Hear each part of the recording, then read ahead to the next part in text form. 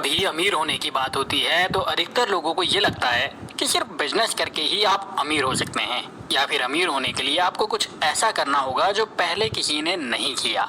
मैं ये नहीं कह रहा हूँ कि ये पूरी तरीके से झूठ है, लेकिन ये पूरी तरह से सच भी नहीं है। सच तो ये है कि दुनिया के अधिकतर अमीर लोग सिर्फ कंपाउंडिंग की पावर का इस्तेमाल करके अमीर हुए हैं, और अधिकतर अमीर लोगों ने सिर्फ दूसरे अमीर लोगों की नकल करके ही खुद को अमीर बनाया है। और आज हम इसी बारे में बात करेंगे कि कंपाउंडिंग से आप खुद को अमीर कैसे बना सकते हैं। देखिए, सबसे पहले बात करते हैं अमीर बनाने के तरीकों की।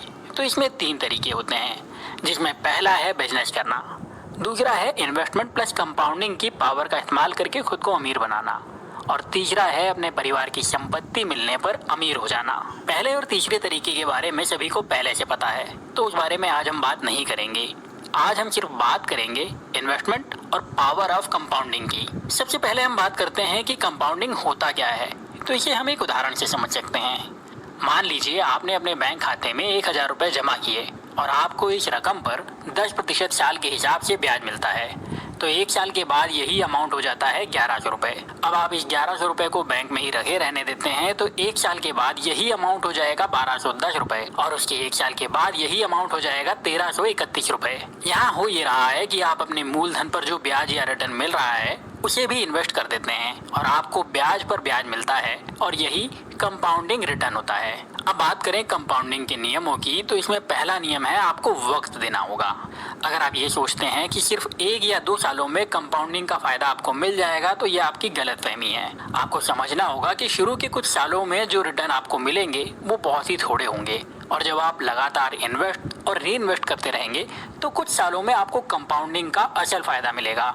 तो आपको ये समझ लेना चाहिए कि आपको कंपाउंडिंग का जो सबसे ज़्यादा फायदा मिलता है वो आखिरी के सालों में ही मिलता है। तो आप कोशिश करिए कि जितना जल्दी हो सके उतना जल्दी इन्वेस्टमेंट शुरू कर दीजिए, और जितना ज़्यादा वक्त तक आप इन्वेस्ट कर सकें वो करिए।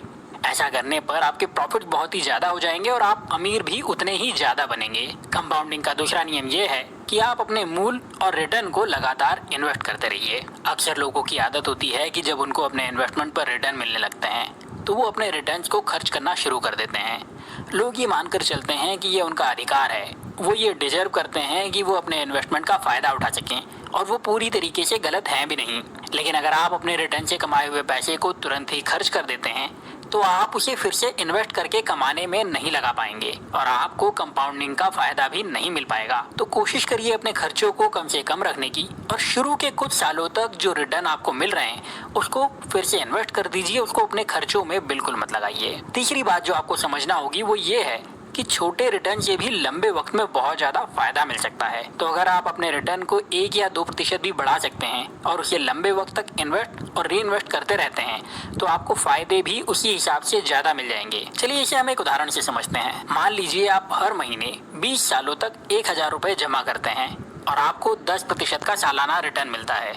तो 20 सालों में आपका मूलधन होगा 2,40,000 रुपये, लेकिन आपको जो रिटर्न मिलेगा वो होगा 7,24,000 रुपये। मतलब आपको जो रिटर्न मिला है वो है करीब 4,84,000 रुपये। अब अगर हम यहाँ पर रिटर्न को 11% कर दें तो आपका मूल तो उतना ही रहेगा, लेकिन आपकी कुल रकम हो जाएगी 8,15,600 रुपये। यानी कि सिर्फ 1% ज़्यादा रिटर्न रेट की वजह से 20 सालों में आपको करीब 91,000 रुपये का एक्स्ट्रा फायदा मिल सकता है। अगर हम इसी रिटर्न को 2% एक्स्ट्रा कर देते हैं तो ये फायदा करीब करीब 2 लाख रुपए हो जाएगा।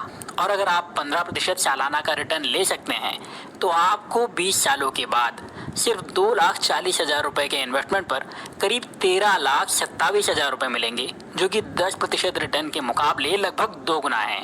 और ध्यान रखिए, यहाँ हमने सिर्फ 1,000 रुपये का उदाहरण लिया है और हमने इसे हर साल आपकी इनकम के हिसाब से बढ़ाया भी नहीं है। आप चाहें तो आपका अमाउंट ज़्यादा भी हो सकता है और आपको रिटर्न भी उसी हिसाब से ज़्यादा मिलेंगे। और अगर आप अपनी इनकम के हिसाब से अपने इन्वेस्टमेंट को बढ़ाते हैं तो आपको अपने रिटायरमेंट के वक्त में उस हिसाब से फ़ायदा भी ज़्यादा मिल जाएगा। तो आपको करना यह है कि आप अपनी कम उम्र में जल्दी से जल्दी इन्वेस्टमेंट शुरू करिए और अपने इन्वेस्टमेंट पर ज़्यादा से ज़्यादा रिटर्न हासिल करने की कोशिश करिए और फिर से उस रिटर्न को इन्वेस्ट कर दीजिए। अगर आप सेफ्टी के साथ 3% भी एक्स्ट्रा रिटर्न ले सकते हैं तो लॉन्ग टर्म में आपको इससे बहुत फायदा मिल जाता है और कंपाउंडिंग की पावर का इस्तेमाल करते हुए ये आपको अमीर बनाने में बहुत मदद करेगा। अब यहाँ एक सवाल और कर सकते हैं कि अगर कंपाउंडिंग से थोड़ा सा पैसा भी लोगों को अमीर बना सकता है, और ये इतना ही आसान है तो सभी लोग अमीर क्यों नहीं हो जाते? तो उसका सीधा सा जवाब ये है कि दुनिया के अधिकतर लोगों को एक बीमारी है और इस बीमारी को मैं फ्यूचर मायोपिया कहता हूँ। मायोपिया की बात करें तो ये एक ऐसी बीमारी है जिसमें इंसान को पास का तो सब कुछ दिखाई देता है लेकिन दूर का कुछ भी साफ दिखाई नहीं देता। ऐसा ही कुछ लोग अपने फ्यूचर के साथ, अपने पैसों के भविष्य के साथ भी करते हैं और अधिकतर लोगों को कुछ दिनों और महीनों का भविष्य तो साफ साफ दिखाई देता है लेकिन उसके बाद का भविष्य उनके सामने धुंधला होता है और इसी को मैं फ्यूचर मायोपिया कहता हूँ। और इस बीमारी की वजह से लोग अपना इन्वेस्टमेंट शुरू करते ही नहीं हैं और जब आप अपना इन्वेस्टमेंट शुरू नहीं करेंगे तो आपको फायदा भी मिल ही नहीं सकता। और इसी बीमारी की वजह से इन्वेस्टमेंट के नाम पर लोगों के एक्सक्यूजेस सामने आने लगते हैं और ये एक्सक्यूजेस कुछ इस तरह के होते हैं। 20 साल बाद का टाइम किसने देखा है? 20 साल में मर गए तो आज तो जी लें, कल का कल देख लेंगे। बस बचाते रहें तो कमाएं किस लिए? जिएं कब? तू क्या चाहता है? हम अपनी लाइफ को एंजॉय करें कि नहीं? और ऐसी ही बहुत सारी बातें। यकीन जानिए दोस्तों, ये सभी सिर्फ बहाने हैं और अगर आप अपने भविष्य के लिए अपनी इनकम का सिर्फ 10% हर महीने बचा लेते हैं और उसे इन्वेस्ट कर देते हैं तो आपका भविष्य बहुत ही अच्छा रहेगा।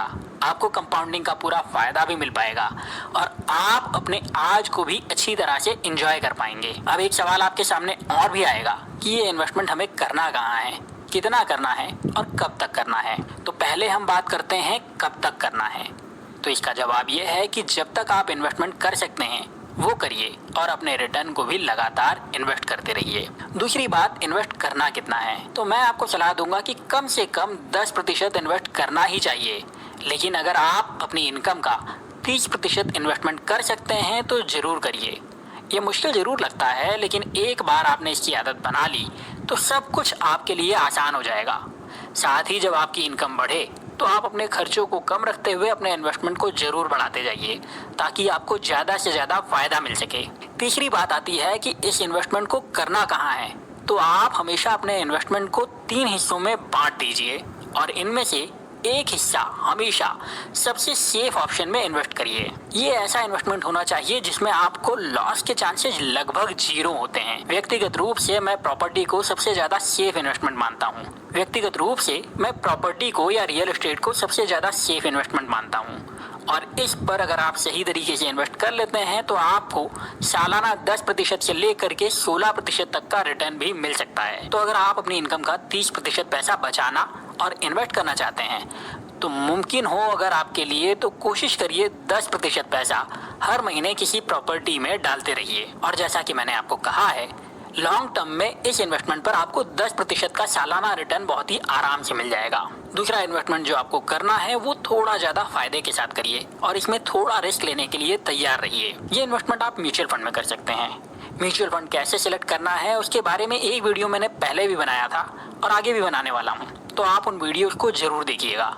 बस आप कोशिश करिए कि ये इन्वेस्टमेंट आपको लॉन्ग टर्म की प्लानिंग के साथ करना है और इसमें आप सही तरह से म्यूचुअल फंड को चुनते हैं तो आप आसानी से 12 से 13% का सालाना रिटर्न ले सकते हैं और कई केसेज में ये 17 से 18% भी हो सकता है। और हो सकता है कि किसी वजह से अगर अभी आप प्रॉपर्टी में इन्वेस्ट नहीं कर सकते तो आप प्रॉपर्टी वाले हिस्से को म्यूचुअल फंड में जमा कर सकते हैं और उससे रिटर्न ले सकते हैं। इन्वेस्टमेंट का तीसरा हिस्सा जो है वो है रिस्की इन्वेस्टमेंट करना और यहाँ पर साल का 40% तक रिटर्न हासिल करने की कोशिश करना।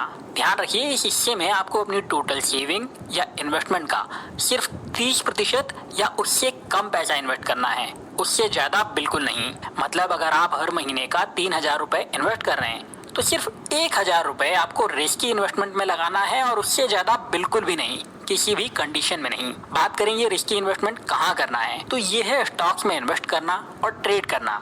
अगर आप डेली ट्रेड कर सकते हैं तो उससे कई बार आप बहुत ज्यादा फायदा कमा सकते हैं, लेकिन उसमें खोने का डर भी उतना ही होता है, तो बहुत सोच समझकर आपको ट्रेड करना चाहिए। और अगर आप अच्छी कंपनीज के स्टॉक्स को खरीद कर रख लेते हैं और उसे संभाल कर रखते हैं तो लॉन्ग टर्म में ये आपको बहुत फायदा दे सकता है। तो आपको करना ये है कि आप थोड़े पैसे से समझदारी करते हुए ट्रेडिंग करिए और थोड़ा पैसा आप लॉन्ग टर्म के शेयर मार्केट इन्वेस्टमेंट में लगाइए और हर महीने ये करते रहिए। जब आप ऐसा करेंगे तो भी आप कंपाउंडिंग की पावर का पूरा फायदा उठा पाएंगे। रही बात शेयर में इन्वेस्ट करने की, तो उसके लिए आपको एक डीमैट अकाउंट की जरूरत पड़ेगी। आप ये डीमैट अकाउंट किसी भी कंपनी से ओपन करवा सकते हैं। हेलो फ्रेंड, आपको अगर डीमैट अकाउंट स्टॉक कार्ड में ओपन करना है तो मुझे ये नंबर पे कॉल करें या फिर व्हाट्सअप कर सकते हो आप।